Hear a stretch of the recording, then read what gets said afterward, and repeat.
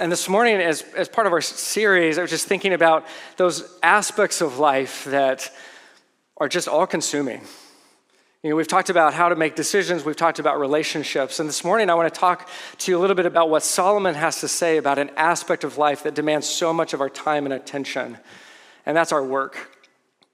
I was thinking about it even this morning, it's just all the different jobs that I've had. I don't know about you, I've had a lot of weird and random jobs. When I was in high school and then into college, I coached gymnastics for all those years, and I know it's kind of random. And then when I was in college, I was a barista. I worked in a coffee house all through college, even though I didn't even drink coffee at the time. And so I was making cappuccinos and lattes and just hoping that they tasted the way people wanted them to taste. I had no idea. And then, one summer I worked at a water park in Florida. That was pretty cool. And let me think. And then when I got out of college, I worked for a Fortune 500 company before I went to grad school. And this company was everything sort of imagined, right? It was, big and kind of impersonal, and we were in cubicles, and so a few thousand employees in these big, giant corporate buildings, and I was in my little cubicle with I was part of a marketing team there, and just clocking in, right? Just punching in, punching out, day after day, and I learned a lot through that experience. Not my favorite job, I'll just confess to you right now, but some really great people that I got to know and work with. But I'll never forget that there was one day where I was sitting in my cubicle, just kind of punching away, doing my thing, and I overheard this gentleman who was just in the next team over, and he was far more seasoned than I was at that point. He'd been there for many, many years, I don't know how many, and he was kind of reflecting on his time at the company, and I don't think he was near retirement, but for whatever reason, he was just kind of having this moment. He was talking to the people on his team and how well he knew them and how well he liked them, and they were just kind of having a moment. And at some point he said, I spend so much more time with you than my family. And that might sound depressing. I mean, it certainly sounded depressing to me as he said it. But the reality is that most of us have this thing that we spend a lot of time at. And we spend a lot of time and attention and energy that we give to that's not our family, it's not our friends. It's this thing called work. And I realize that there may be some of you, I know we've got some who are stay-at-home moms and dads, and so you have a whole different kind of work that is absolutely work. So don't hear me saying that does not count, because that is a whole different deal that you're dealing with, and I have nothing but respect for you, okay? So that is work too, believe me. But I think we often have kind of a love-hate relationship with work, don't we? I mean, work is good in some ways. I mean, if nothing else, hopefully it pays the bills and you get to eat and live indoors, right? That's a good thing. We like that. And we need to get paid, right? Hopefully you get paid well enough that you can live. That's not always the case, but when you get paid for your work, that's a blessing because you need it, right? I mean, you got to pay the bills, right? At the end of the day. Somebody will say, well, you just love what you do so much, you would do it for free. No, I wouldn't. I still have to feed my family and pay the mortgage, right? Like, I'm not just here because I love it. I do. But look, even when you love your job, even when you enjoy your job, at the end of the day, it's still work. There are parts of it that are just kind of a drain. There's parts of it we don't enjoy. There's parts of it we just have to endure. And it's tempting to see it as almost this necessary evil. And we just have to kind of sludge our way through, punch the clock, live for the weekend, and hope for retirement, if that's even possible. But when the scriptures talk about work, and particularly in Proverbs, the Bible never sees work as evil. It only sees work as good. Work is an opportunity. It's a gift that God gives that shouldn't be wasted. It's an opportunity to not only provide for ourselves and provide for our families, but also it's a place where God does some of his deepest work in us and our character and the people that we're becoming, and that then overflows into how we love other people and how we benefit the world around us. In Proverbs 24, Solomon, he shares with us this observation that clearly shaped his view of work. In chapter 24, verse 30, it says, I went past the field of the sluggard. I love that word, by the way. That's a word we should bring back. Sluggard, right? You just imagine the slug, just kind of lying there, oozing their way along. I mean, it's just a great word. I went past the field of the sluggard, right? The lazy person, the loafer, past the vineyard of the man who lacks judgment. Thorns had come up everywhere. The ground was covered with weeds, and the stone wall was in ruins.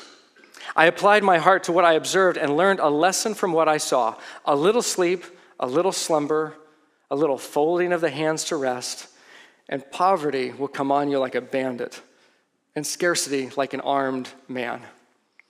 You ever had a neighbor who didn't mow their lawn? Hopefully you're not that neighbor, right? You just have that neighbor, it's like they just keep letting it grow, and it's got like weeds, and everything's growing up over.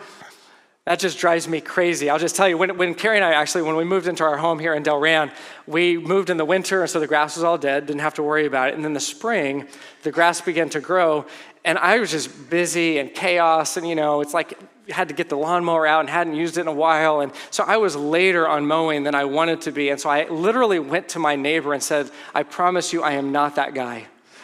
I just wanted to just set his mind at ease, and he was very gracious. And so ever since then, just made sure, very regularly that my boys mow the lawn. That's how I handle that. And they do a great job, right? But see, Solomon here, he's not just talking about somebody who just needs to get off their bum and go mow their lawn. It's actually much more serious than that. This isn't your neighbor who hasn't mowed their lawn. This is a vineyard, which means that this is this person's livelihood. This is their job. And so they're not just not mowing the lawn, but then going off and making a living somewhere else. Like this person is being lazy at work. They're being lazy at what they do. And see, the root of their laziness, Solomon wants us to see in verse 30, he says it's their lack of judgment. Right? See, this sluggard, this lazy person, has failed to realize that without hard work, he's setting himself up for disaster. He's setting himself up for failure because he needs to work hard at the vineyard in order to harvest the grapes, in order to make the wine, in order to sell the wine, so that he has money to go and buy the grain that he needs in order to eat, right? This is an agricultural society, and so they're making the wine, they're making the grain, the bread and everything, so it all works together, and this person is short-sighted. They don't see that what they're doing is actually setting themselves up where they're not going to have the money they need to survive. And so in our context, what he's warning us here is being short-sighted. To be like, I just don't feel like it today. I'm just kind of feeling tired. I don't feel like going about and doing my job. He says, listen, you can get away with that for a little bit, but understand you're setting yourself up for failure. Now understand that we all know people who get paid and they're lazy. Right? We've seen those people, man, they collect their paycheck and you're like, I don't even know what you do. And they're still getting paid. But see, the warning here is that, look, at some point, if that's how you conduct yourself, if that's how you do your job, you're lazy on the job, at some point, there may be a boss or a client who looks at you and says, you know what? I haven't figured out what you do. And they'll fire you. So be aware, right? Be warned that if that is how you approach your work, if you're lazy, you may be setting yourself up for disaster. But for Solomon, the problem with laziness actually goes beyond even just being stupid, right? Being short-sighted about the future.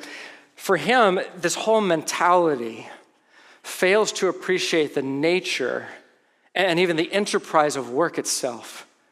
That work is something that God has created for us to do. It's actually part of our DNA. It's what we were meant for. We were created for work because we are made in the image of God. And so in chapter 2 of Genesis, like if you go back to Genesis, what you find is that God himself is a God who works. God's not lazy. God does the whole act of creation. He creates all things. This is his work. And in chapter 2, right after God has created the world, it gives us this great summary. Thus the heavens and the earth were completed in all their vast array. By the seventh day, God had finished the work he had been doing. So on the seventh day, he rested from all his work. God works, God rests. God works 6 days, and then he rests on the seventh. And then, if you skip down to verse 15, it says, the Lord God took the man and put him in the Garden of Eden to work it and take care of it. In other words, he creates mankind, Adam, and he says, I've got a job for you to do. From the very beginning, says, I've made you, and now I'm going to put you in the garden. I'm going to give you good work to do. See, God is a God who works. He's not afraid of getting his hands dirty. He's willing to put in the effort. God works, and because we're made in his image, we're made for work. Work is good. It's part of the way God desires to bless the world, is through our work. And as we do work, it's a reflection of God's image in us. And so if you had this idea that work is a curse, and I know it feels that way sometimes, or a punishment, and you think about Adam sinning, and it's like God showed up, it was like, Adam, you messed up, now get to work. That's not what it says in Genesis. That God gives Adam work to do. It's only after Adam sins that the work gets spoiled. The work gets really, really hard. And so in chapter 3, starting in verse 17, this is as God confronts Adam. He says, look, this is what's going to happen to the work that I've given you to do. It was good, it's still good, but now it's going to be different. It's going to be hard. Cursed is the ground because of what you did. Through painful toil, you will eat of it all the days of your life. Understand that God is not the one cursing the ground. It's the sin that curses the ground. It's the result of sin. God says, look, you sinned, here's the result. The ground is cursed now. That's the effect of sin. Cursed is the ground because of what you did. Through painful toil, you will eat of it all the days of your life. 18, it will produce thorns and thistles for you, and you will eat the plants of the field. By the sweat of your brow, you will eat your food. And so work isn't a punishment. Work from the very beginning was a good that God gave to humanity, right? For us to do as a way of blessing us, as a way of blessing the world. And so it wasn't punishment for sin, and it wasn't a way for God to sort of like delegate the work while he sits around and drinks lemonade, right? That's not what God's doing. Like, you guys do the hard work, I'm going to just kind of sit back and do nothing. No, this is part of who he's created us to be, this work, but sin has corrupted it.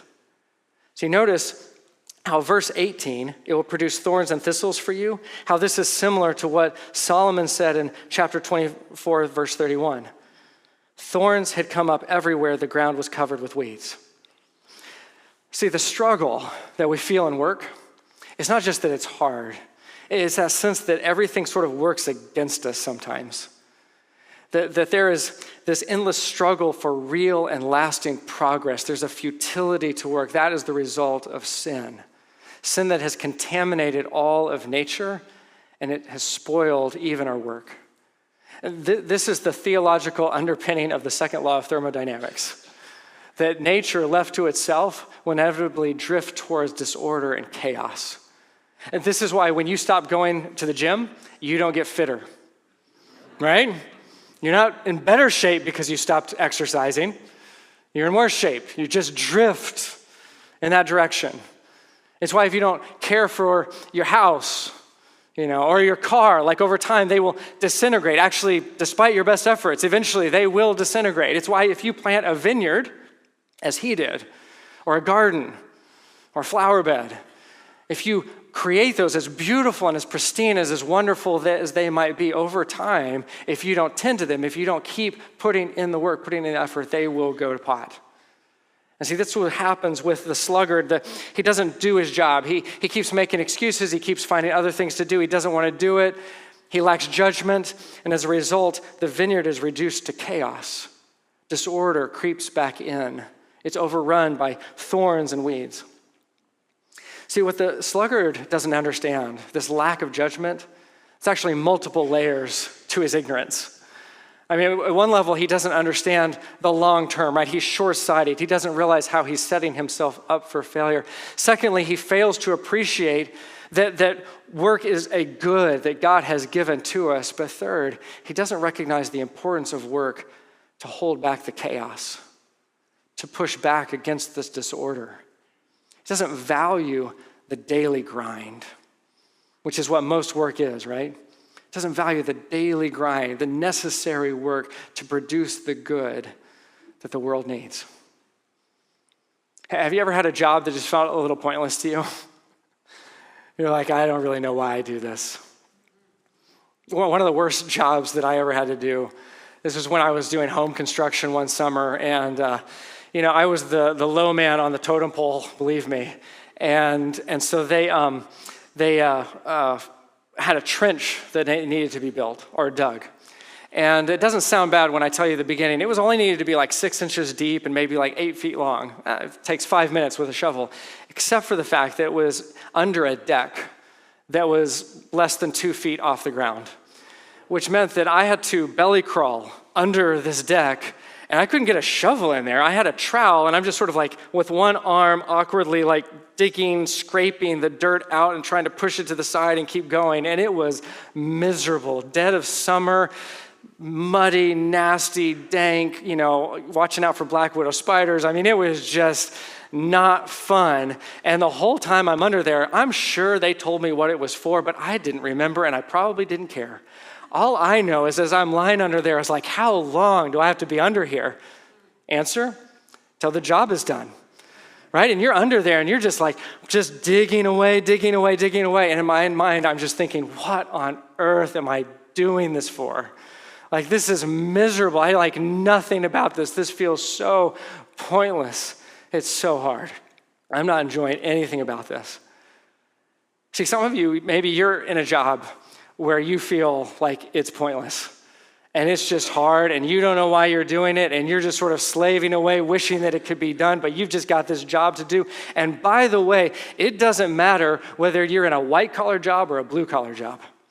And it doesn't matter whether you make a lot of money or whether you're scraping by. Sometimes work, it is just drudgery, isn't it? There are times where you can hardly remember why you do it to begin with. It is just the drudgery of the daily grind. But what Solomon wants us to see is that there is more value in the daily grind than you might think. Because it's the daily grind that holds back the chaos. It's the daily grind that pushes back on the disorder that wants to creep into the world. It's the daily grind that gives the world what it needs. And at some level, it simply keeps the world going. And that's valuable in and of itself. See, when I was underneath that deck and I had the trowel and I'm digging out that trench, what I couldn't appreciate is that actually my job was necessary. Like, it didn't feel meaningful to me because I was miserable, but as you step back and look at it, realize that this was a necessary task that needed to be done for the completion of the job.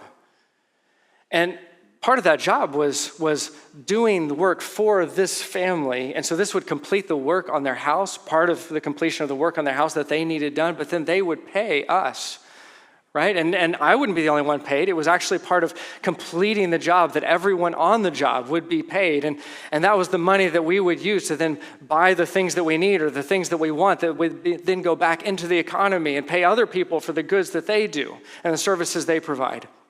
Right? This is all part of this infrastructure, this ecosystem, this civilization.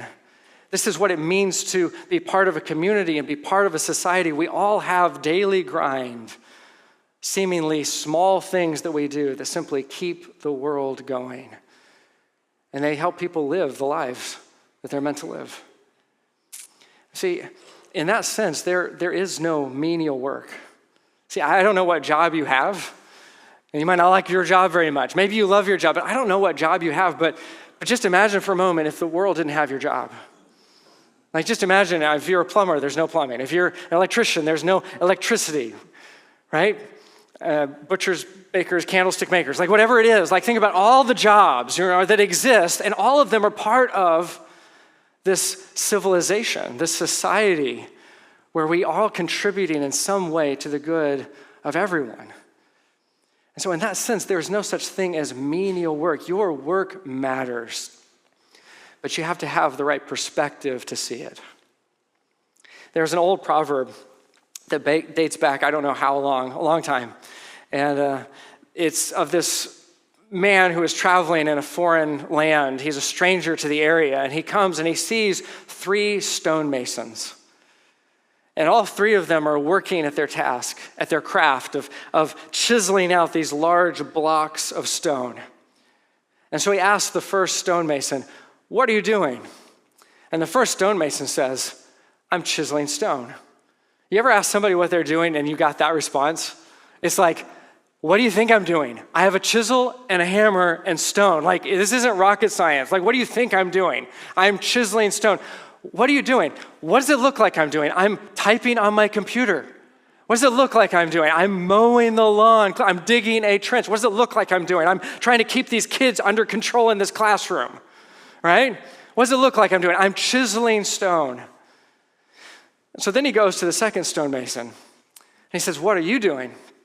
And the stonemason says, well, I'm chiseling this block out because we're trying to build a wall right here. And so this is going to go over here. It's going to help build the wall.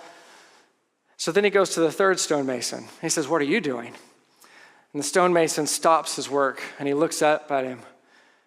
And his face brightens and he begins to smile.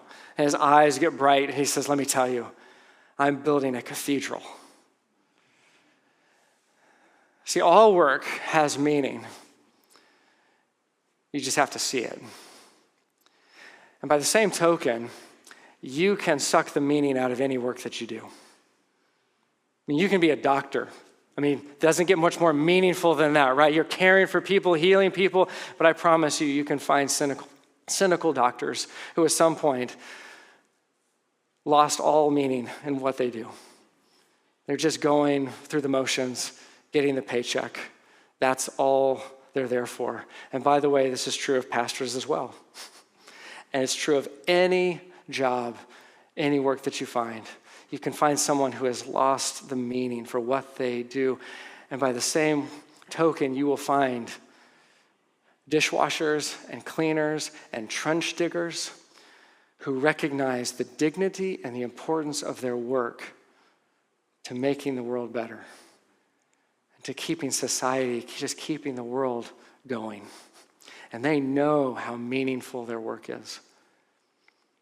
Martin Luther King Jr., he, of course, put it better than I ever could. He says, if it falls to your lot to be a street sweeper, sweep the streets like Michelangelo painted pictures, like Shakespeare wrote poetry, like Beethoven composed music.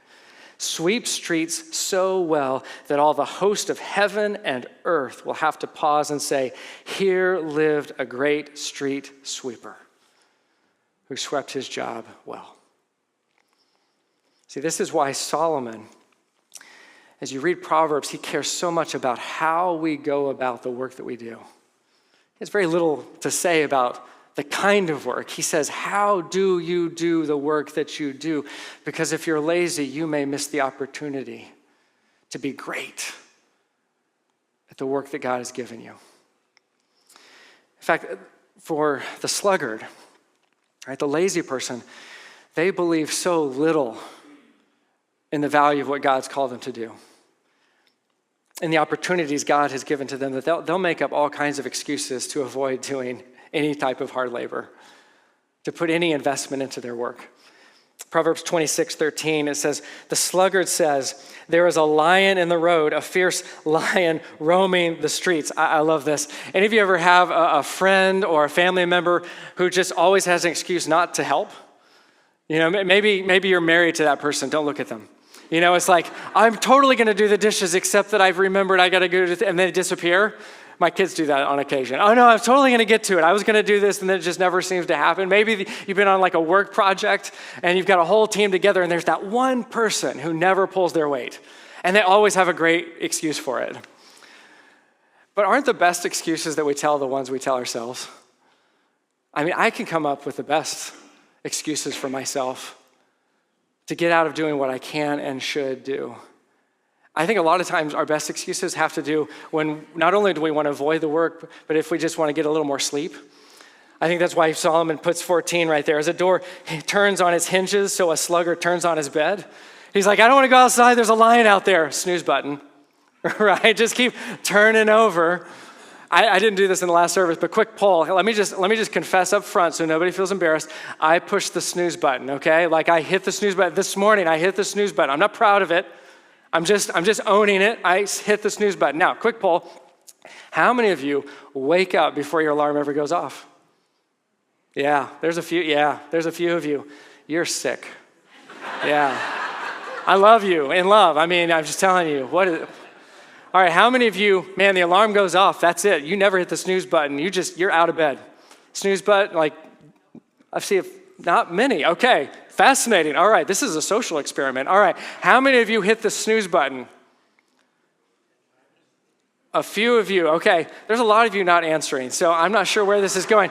How many of you don't remember hitting the snooze button until you wake up an hour later? There's a few, right? Just keep hitting the snooze button. No judgment here, man. I hit the snooze button this morning. Like it happens, right? But see, listen, if you're going to be great at what you do, if you look at the people who are great at what they do, right? The greatest athletes, artists, musicians, lawyers, doctors, bankers, teachers, parents, students, you name it, the greatest ones, they don't just sleep the day away, right? They don't waste the opportunities that God gives to them. They take advantage of every chance they get to work at their craft. They work at their work to become better, to be great at what they do. Proverbs 22:29, it says, "Do you see a man skilled in his work? He will serve before kings. He will not serve before obscure men." See, you have talent. You may not believe me, but you do. You have gifts. There are things that you just have an ability to do that comes naturally to you. And sure, some people have more talent than you in different areas. Some of you are gifted musically, some of you athletically, some of you, artistically. Some of you are great with numbers or finance. Some of you are great at just working with people, caring for people. There are talents of all kinds. But talent alone is not going to be enough if you want to become great at what you do. Like to become skilled requires discipline. It requires hard work. And as you become skilled and you continue to develop that skill, you hone your craft, that's when you become great at what you do. I have a friend, really good friend, Alan Chow, who is a world-class pianist and recording artist. He has performed all over the world. He has won multiple international piano competitions. I mean, the man is unbelievably gifted and talented, but I'm telling you, it would be an insult to him to believe that his success is only due to his talent, because I've seen how hard he works at his craft. This is someone who has devoted hours upon hours upon hours, 8, 10, 12 hours a day. When he's not teaching, when he's not performing, pretty much if he's not eating, when he's not sleeping, he is practicing. He is honing his craft to the point that literally his fingers bleed. They will split on the ends and his fingernails crack, and he patches over them with medical tape so he can keep practicing. This is a man who works at his work, at what he does. See, if you want to be great at what you do, you have to work at it. The reason that so many people settle for just being okay at what they do, it's not because they don't have the talent. It's because they don't want to put in the work that is required to become better, to be the best that they can be. Frankly, it's a lot easier just to watch videos of other people being great than to develop our own greatness. It's a lot easier to watch other people and be amazed and be impressed than to realize that there's a potential that you have in the ways that God has gifted you and the opportunities that God has gifted you. See, some of you are so incredibly gifted. You are so incredibly talented. There are some of you who have more talent in your little finger than the rest of us have in our whole bodies, but you are too distracted from the things that you could be focused on. You are too distracted. Maybe it's social media. Maybe it's being on your phone, watching videos of other people being great. Maybe it's in relationships that you don't need. Now, you are too distracted by other things, and you need to discover what you can accomplish, what you can achieve when you focus on the things that God has given you to do, the work that he's given you to do. Don't waste it. And see, some of us, we don't have all that much talent, but I'm telling you, you would be amazed when you work, when you commit, when you dedicate yourself, just how great you can be at the skill that you could develop. But see, you can't be distracted. You can't be always sort of dodging around and finding other things to do. You can't be caught up in other things. You can't just settle for being entertained all the time and just being lazy, right? Like, you have to work at it. And you also can't make excuses, right? You can't look at it and say, oh, well, that's for other people to do, and the world is stacked against me. It'll never happen to me. It doesn't matter if I waste all this time, playing video games. By the way, I know you can make a good living playing video games. So if that's you and that's your gift, I'm not trying to knock that. I'm just saying there's some ways. I know people, by the way. Some of you are like, that's not real. It is. It is. And if that's your gift, man, hone your craft, all right? But don't waste time and steal from the gift that you could develop, that you could hone, that you could grow in, because you are robbing the world of the greatness that you could give. See, if you want to achieve a level of greatness in what you do, to make the most of the opportunities that God has given to you, then you got to work at it. You have to leverage your time, your energy, your focus to become all that God has created you to be. I think that part of the problem we have when it comes to really pursuing excellence is, for whatever reason, as Christians, there's a little bit of a suspicion around that. We kind of look at people who are really accomplished, who are really excellent, who are really great, and we're sort of like, well, they must have their priorities wrong. I mean, if they really dedicated that much time, clearly their life is imbalanced and they're just not doing the things that they ought to do. And in fact, for a long time, this is kind of what I thought. When I was early in my faith and maybe in like my teenage years, early teens, I remember actually having this thought of, is it possible to be great at something and also be a Christian? Because when I looked at the greatest athletes and musicians and artists and authors, I gotta be honest, I didn't really see many Christians. Now, maybe they were there and they just weren't advertising it, but I didn't see it. And at the same time, I heard other Christians kind of judging those people and sort of acting like they must have messed up priorities. It's like, oh, they're great, but they clearly don't love Jesus, because if they love Jesus, they wouldn't, really work at what they do. And for a long time, that's what I thought as well, until I began to really read and understand Solomon. Because what Solomon understood is that the more important question isn't, do you want to be great? The question is, who do you want to serve? See, you're going to serve somebody. It can either be the king, or it can be in obscurity. It can be a nobody. But you're going to serve somebody. Maybe it's a boss, maybe it's a client, maybe it's your own ego, but you're going to serve somebody. So who is it going to be? And I got to tell you that if I get to choose, I would rather serve a king than serve in obscurity. In fact, I want to be great at what I do. Just be candid with you. Want to be honest? I want to be the best I can be. I want to be great, because I got a little newsflash. I am serving a king. Not just a king, I'm serving the king.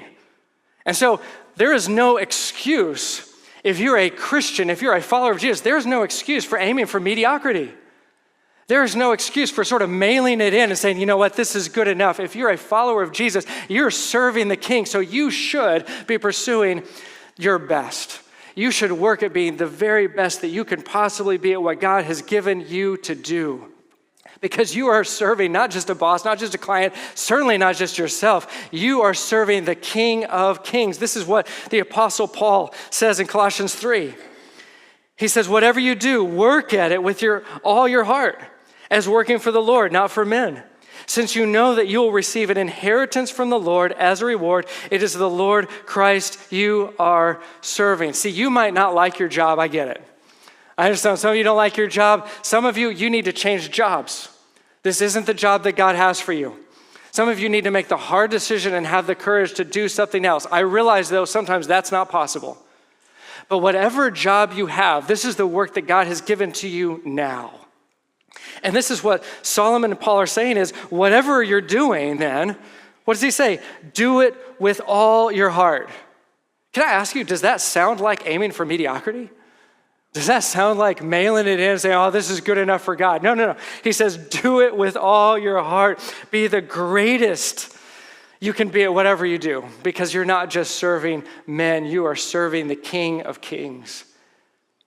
To others, it might look like you're serving in obscurity, but you know the truth. You're serving the King. And when you know that, what you will find is that your work has more meaning than you ever imagined. That you are not only providing in some way for yourself, for other people, right? It is also this work that God has given you to do, that he wants to use in you to develop your character so that you can be a benefit to others around you, so that you have other things that you can give to the world, that God can use you as a blessing to those around you. Proverbs 21:25, we'll close here. The sluggard's craving will be the death of him because his hands refuse to work. All day long he craves for more, but the righteous give without sparing. See, the lazy person has nothing to offer because they don't do anything. They're too lazy to produce anything, to do anything, to make a contribution. All they can do is take because they have nothing to give. But when you serve the King, you always have something to give. You always have something to share. When you know that you're serving God and not man, you always have something that you can share unsparingly out of the work that you do, out of what you earn, out of what you've accomplished, out of the experience that you have that you can pass along to others. You can share, you can give, because you haven't wasted the work that God's given to you. You've done it for him. Because that's how he has served you. That God has given to you unsparingly. That when God saw you and me in our deepest and darkest moment, that God said, I'm not going to spare anything, not even my own son. And Jesus, he said, I'm going to give up everything. He gave unsparingly his very life so that you could have the life that you're made for.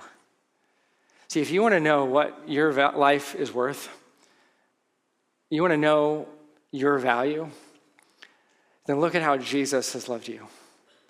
That he gave up everything for you. He held nothing back. He gave unsparingly so that you could have forgiveness for your sins, so you could have eternity as a hope. See, if you're here this morning and you've never given your life to Jesus, I think one of the things that holds us back is because we don't want to give unsparingly to God. We don't want to give our whole selves.